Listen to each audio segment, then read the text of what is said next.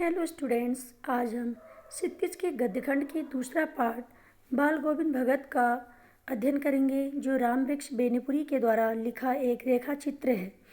इसमें उन्होंने गांव के एक सच्चे भक्त के सरल हृदय का मार्मिक वर्णन किया है। लेखक का जातीय अहंकार। न जाने किस प्रेरणा से लेखक के ब्राह्मण होने पर गर्व तेली भगत बाल गोविंद के सामने झुक जाता था। हालांकि बचपन से लेखक के मन में खरा ब्राह्मण होने की झक सवार थी। वह संध्या हवन, तिलक, चंदन आदि सबका पालन करता था। इसी कारण वह तेलियों को नीचा मानकर उनसे पालागन भी नहीं करता था।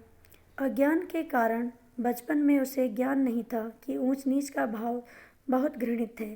पालागन का मतलब होता है प्रणाम करना। बाल गोविंद एक कबीरपंथी भगत। बाल गोविंद भगत मझोले कद के गोरे चिट्टे आदमी थे। चेहरे पर चमकती सफ़ेद दाढ़ी थी। कपड़े बहुत कम पहनते थे। सिर पर कनपट्टी टोपी थी। जाड़े में काली कमली पहने रहते। माथे पर रामानंदी चंदन सुशोभित रहता था, परंतु फिर भी वे गृहस्थ थे। लेखक ने उनके पुत्र पतोहू को देखा था। बहुत खेती और मकान भी था। बाल गोविंद खेती बाड़ी करते हुए भी साधु थे। वे साहब को मानते थे, कभी झूठा व्यवहार नहीं करते थे, सदा साफ बोलते थे, किसी की कोई चीज़ नहीं लेते थे। उनकी हर चीज़ साहब की थी, इसलिए वे खेत की फसल सबसे पहले कबीर मठ में ले जाते थे। वहीं से प्रसाद रूप में लाकर घर का गुजारा करते थे। मस्त गायक भगत। लेखक बाल गोविंद भगत के मधुर संगीतों को पर मुग्ध था। आषाढ़ की रिमझिम वर्षा में जब सब लोग पानी से भरे खेतों में लथपथ होकर धान रोप रहे होते थे, बाल गोविंद भगत अलमस्त होकर गाया करता था। वह कीचड़ में लथपथ होकर एक एक पौधे की पंक्ति में रोपता चला जाता था। साथ ही अपने भक्ति स्वर को ऊंचा उठाता चला जाता था। उसके संगीत से बच्चे झूमने लगते थे, महिलाएं गुनगुनाने लगती थीं, हलवाओं के पैर ताल में उठने लगते थे। सब और उनके संगीत का जादू छा जाता था। भादों की अंधेरी रात में भी झिल्ली की झंकार और मेढकों की टरटर के बीच भगत जी की खंजड़ी डिमक डिमक बज उठती थी। वे गाते हैं, गोदी में पिएवा, चमक उठे सखियाँ, चेहक उठे ना। सारा संसार जब सोया रहता था, तब भगत जी गाते थे, तेरी गठरी में लागा चोर, मुसाफिर जाग गया। कार्तिक और गर्मियों में भगत जी के गीत। कार्तिक महीना शुरू होते ही फागुन तक भगत जी की प्रभातियाँ शुरू हो जाती। वे सुबह सवेरे 2 मील दूर जाकर नदी स्नान करते तथा गांव के बाहर खंजड़ी बजाकर गाने टेरने लगते यानी गाने लगते। एक दिन घोर कांपती सर्दी में भी भोर के समय लेखक ने उसे गाते बजाते नाचते देखा। वातावरण भोर के रहस्य से ढका था। बाल गोविंद भगत मुंह से लगातार भजन गाए जा रहे थे। वे मस्त होकर खड़े होने को जो हो जाते थे।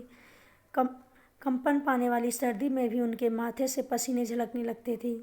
गर्मियों की सांझ को उनके घर में उनके कुछ प्रेमी भी आ जुड़ते थे। तब खंजड़ियों और करतालों की भरमार हो जाती थी। उनकी प्रेमी मंडली भी उनके पीछे पीछे गीतों को दोहराती थी। धीरे धीरे भगत जी नाचने लगते थे। उनके साथी भी नृत्यशील हो उठते थे। आंगन में संगीत नृत्य छा जाता था। पुत्र की मृत्यु पर नृत्य गान। बाल गोविंद भगत की संगीत साधना का उत्कर्ष तब देखा गया जब उनका बेटा मरा। उनका बेटा सुस्त और बोधा सा था, इसलिए भगत जी उसका विशेष ख्याल रखते थे। एक दिन वह चल बसा। लोग उसके घर पहुँचे। लेखक ने देखा कि भगत जी का बेटा सफ़ेद कपड़े से ढका हुआ है। कुछ फूल और तुलसी दल उसके सिरहाने रखे हैं। सामने जमीन पर आसन लगाए हुए भगत जी तल्लीन होकर गाए जा रहे हैं। पतोहू का रो रो कर बुरा हाल है।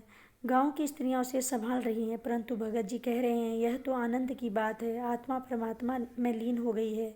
उनका यह रूप देखकर लोग दंग थे। बहू की विदाई। भगत जी ने क्रियाकर्म की रस्में निभाई नहीं, बेटे की आग को पतोहू से दिलवाई। श्राद्ध होते होते उन्होंने पतोहू के भाइयों को बुलाकर उन्हें आदेश दिया, यह जवान है, इसकी और कहीं शादी कर देना। पतोहू रो रो कर कह रही थी कि वह उन्हीं के साथ रहकर उनकी सेवा करेगी, परंतु भगत जी अटल रहे। बोले, अगर यह घर छोड़कर नहीं जाएगी तो मैं चला जाऊंगा। भगत जी की मृत्यु। बाल गोविंद की मृत्यु भी संगीत साधना करते करते हुई। वे हर वर्ष गंगा स्नान करने जाते थे। गंगा उनके घर से 30 कोस दूर पर थी। वे पैदल ही खंजरी पर गाते गाते जाया करते थे। वे घर से खाकर चलते थे और वापस आकर घर में ही कुछ खाते थे।